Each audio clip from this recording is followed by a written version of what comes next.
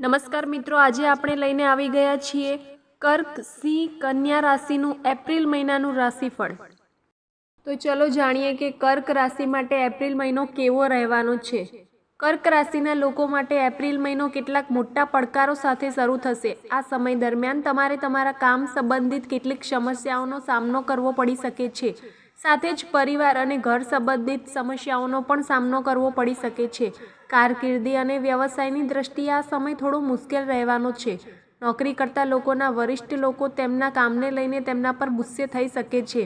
આ સમયગાળા દરમિયાન આવક કરતાં ખર્ચ વધુ રહેશે। સખત મહેનત અને પ્રયત્નો છતાં તમે તમારી આવકનું સ્તર વધારી શકશો નહીં। મહિનાના મધ્યમાં તમારું મન ધાર્મિક અને સામાજિક પ્રવૃત્તિઓમાં ખૂબ જ રસ ધરાવશે। આ સમય દરમિયાન તમને કોઈ તીર્થ સ્થળની મુલાકાત લેવાની તક મળશે। એપ્રિલના ઉત્તરાર્ધમાં એટલે કે છેલ્લા દિવસોમાં તમે તમારા વ્યવસાયમાં ઇચ્છિત પ્રગતિ અને નફો પ્રાપ્ત કરશો। વિદેશમાં કામ કરતા લોકો માટે આ સમય ખૂબ જ શુભ સાબિત થશે। જો તમે વિદેશમાં પોતાનું કરિયર બનાવવાનું અથવા ત્યાં સ્થાયી થવાનું વિચારી રહ્યા છો તો આ સમયગાળા દરમિયાન તમારા પ્રયત્નો સફળ થઈ શકે છે। મહિનાના ઉત્તરાર્ધમાં પરીક્ષાઓ અને સ્પર્ધાઓની તૈયારી કરી રહેલા વિદ્યાર્થીઓને ઘણા સમયથી રાહ જોવાતી ખુશખબર મળી શકે છે। આ સમયગાળા દરમિયાન નોકરી કરતા લોકોને તેમના કાર્યસ્થળ પર અનુકૂળ પરિસ્થિતિઓ રહેશે। સંબંધોના દ્રષ્ટિકોણથી આ મહિનો ખૂબ જ સારો સાબિત થવાનો છે। આ મહિને તમે લાંબા સમય પછી કોઈ પ્રિયજનને મળી શકો છો। જીવનસાથી સાથે સારો તાલમેલ રહેશે। તમને તમારા જીવનસાથી તરફથી આશ્ચર્યજનક ભેટ મળી શકે છે। તમારા પ્રેમ જીવનસાથી સાથે નિકટતા વધશે। પ્રેમ સંબંધો લગ્નમાં ફેરવાઈ શકે છે। સ્વાસ્થ્યની દ્રષ્ટિએ મહિનાનો પહેલો ભાગ થોડો નબળો રહેવાનો છે। આવી સ્થિતિમાં આ સમય દરમિયાન તમારા આહાર અને દિનચર્યાને યોગ્ય રાખો અને તમારા સ્વાસ્થ્ય પ્રત્યે બેદરકાર ન બનો। હવે જાણીએ સિંહ રાશિ માટે એપ્રિલ મહિનો કેવો રહેવાનો છે। સિંહ રાશિના જાતકો માટે આ મહિનો ઉતાર ચઢાવથી ભરેલો રહેવાની શક્યતા છે। મહિનાની શરૂઆતમાં 5 ગ્રહો સૂર્ય, શનિ, રાહુ, બુધ અને શુક્ર તમારા 8મા ભાવમાં રહેશે, જે તમારા સ્વાસ્થ્યને અસર કરી શકે છે। જીવનમાં અચાનક કેટલાક સારા ફેરફારો પણ શક્ય છે, છતાં પણ તમારે આ મહિને તમારા સ્વાસ્થ્યનું ધ્યાન રાખવું જોઈએ। મહિનાની શરૂઆતમાં મંગળ ગ્રહ 11મા ભાવમાં રહેશે અને 3 એપ્રિલે 12મા ભાવમાં જશે, જેના કારણે ખર્ચ વધશે અને સ્વાસ્થ્ય પર પણ ધ્યાન આપવું પડશે। પરંતુ લાંબી યાત્રાની શક્યતાઓ બની શકે છે। વિદેશ જવાનું પણ શક્ય છે। 14 એપ્રિલે સૂર્ય મહારાજ તમારા 9મા ભાવમાં પ્રવેશ કરશે, જેનાથી તમારા માન સન્માનમાં વધારો થશે। તમે સામાજિક રીતે મોટું સ્થાન મેળવી શકો છો। આ સાથે તમને સન્માનિત પણ કરી શકાય છે।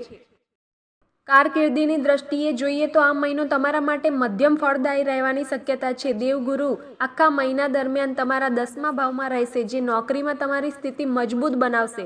તમે તમારા અનુભવ અને તમારા કાર્યથી તમારું સ્થાન બનાવવામાં સફળ થશો।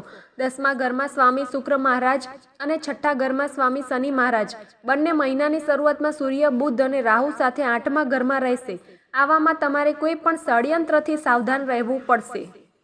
આર્થિક સ્થિતિની વાત કરીએ તો એપ્રિલની શરૂઆત સારી રહેશે, કારણ કે પહેલા 3 દિવસ મંગળ 11મા ઘરમાં રહેશે અને તમારી આવકમાં ભારે વધારો કરશે, પરંતુ 3 તારીખે તે તમારા 12મા ભાવમાં પ્રવેશ કરશે, જેના કારણે ખર્ચમાં વધારો થવાની સંભાવના રહેશે। શનિ, સૂર્ય, રાહુ, બુધ અને શુક્ર આ 5 ગ્રહો તમારા 8મા ભાવમાં સ્થિત હશે। આનાથી તમારા ખર્ચમાં સતત વધારો થશે અને કેટલાક છુપાયેલા ખર્ચ પણ થશે। જો કે આ સમય દરમિયાન કોઈ ગુપ્ત સંપત્તિ મળવાની શક્યતા રહેશે। હવે વાત કરીએ કન્યા રાશિ વિશે। કન્યા રાશિના લોકો માટે એપ્રિલ મહિનો મધ્યમ ફળદાયી રહેવાની શક્યતા છે। મહિનાની શરૂઆતમાં સૂર્ય, બુધ, શનિ, શુક્ર અને રાહુ 7મા ભાવમાં રહેશે, ત્યારે કેતુ આખા મહિના દરમિયાન તમારી રાશિમાં રહેશે। પરિણામે કામમાં વિક્ષેપ આવવાની શક્યતા રહેશે। એપ્રિલ માસિક રાશિફળ 2025 મુજબ વૈવાહિક સંબંધોમાં તણાવ અને સંઘર્ષ રહેશે। સ્વાસ્થ્ય સમસ્યાઓ તમને અને તમારા જીવનસાથીને પરેશાન કરી શકે છે, જેના કારણે તમે થોડા હતાશ થઈ શકો છો। પ્રેમ સંબંધો માટે આ મહિનો સારો રહેવાની શક્યતા છે। તમે તમારા મામલાને આગળ વધારવામાં અને વૈવાહિક બંધનમાં બંધાઈ જવામાં પણ સફળ થઈ શકો છો। કારકિર્દીની દ્રષ્ટિએ જોઈએ તો આ મહિનો સરેરાશ રહેવાની શક્યતા છે। મહિનાની શરૂઆતમાં જ મંગળ 10મા ઘરમાં બેઠો હોવાથી તમારા કરિયરને મજબૂત બનાવશે। તમારી સ્થિતિમાં વધારો થઈ શકે છે, પરંતુ 10મા ભાવનો સ્વામી બુધ મહિનાની શરૂઆતમાં શનિ, રાહુ, શુક્ર અને સૂર્યની સાથે વક્રી સ્થિતિમાં 7મા ભાવમાં રહેશે અને આ રીતે નીચ રાશિ છે તેમની સાથે 6ઠ્ઠા ઘરના ભગવાન શનિ મહારાજ પણ રહેશે। અને આવી સ્થિતિમાં નોકરીમાં ઉતાર ચઢાવ આવશે। તમારી સામે ઘણા પડકારો આવશે, જેનો તમારે સામનો કરવો પડશે અને ધીમે ધીમે તમારા કાર્યને આગળ વધારવું પડશે।